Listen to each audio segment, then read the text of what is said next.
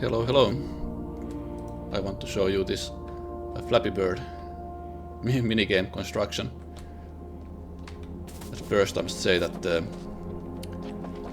there aren't that many combinators here, but as a result the UI doesn't have actual pipes, but instead these lights that you're supposed to hit and collect.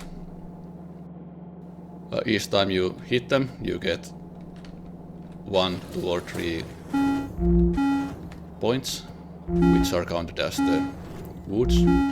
Oh, actually, if you lose your position you can reset by exiting the control area.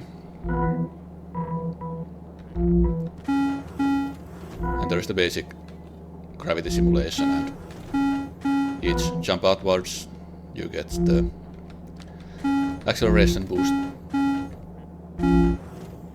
And I realized that it's a bit hard to talk and concentrate on the game at the same time.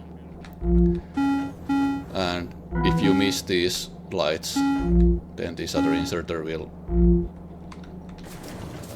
remove your points, but there is no game over scenario here. Here at the bottom we calculate the difference between the lights row and the players row. Squared it up because there is no abs function here, and if it's less or equal to 4, actually it's this one, less or equal to 4, you get 1 extra point, which is controlled by the stack size of these.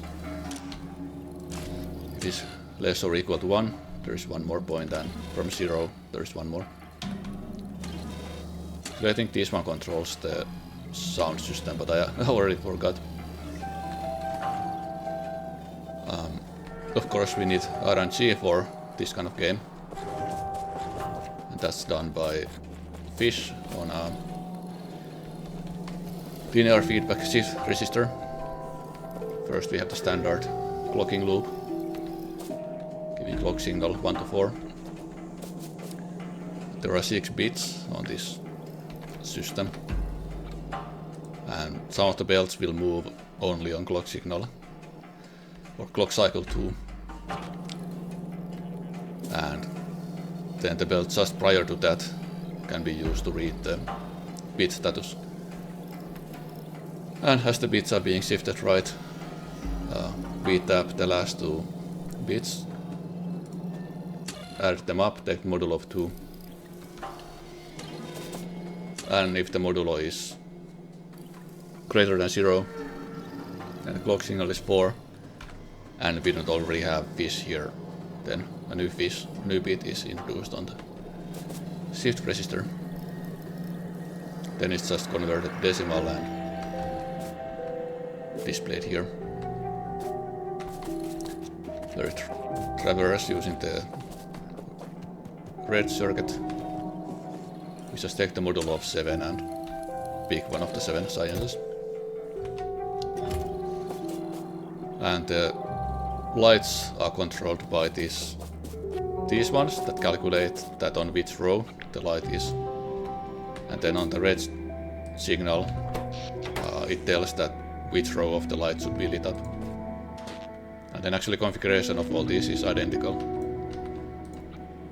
So if your row equals to the position of the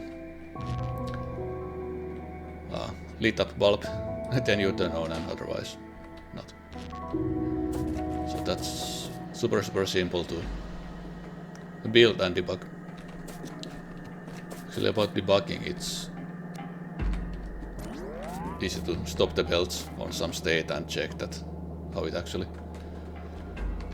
it works, and you can even play the game and collect points and make new high scores.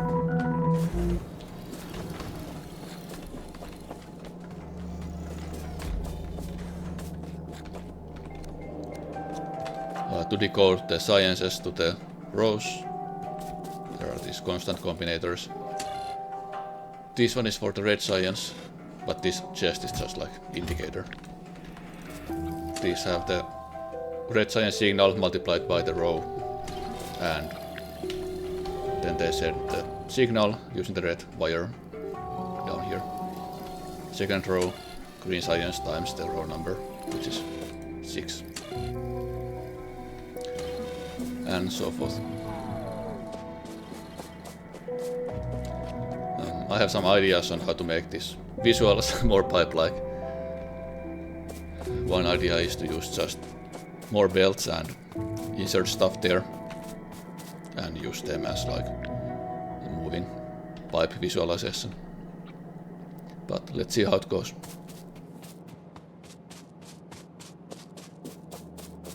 And this was recorded on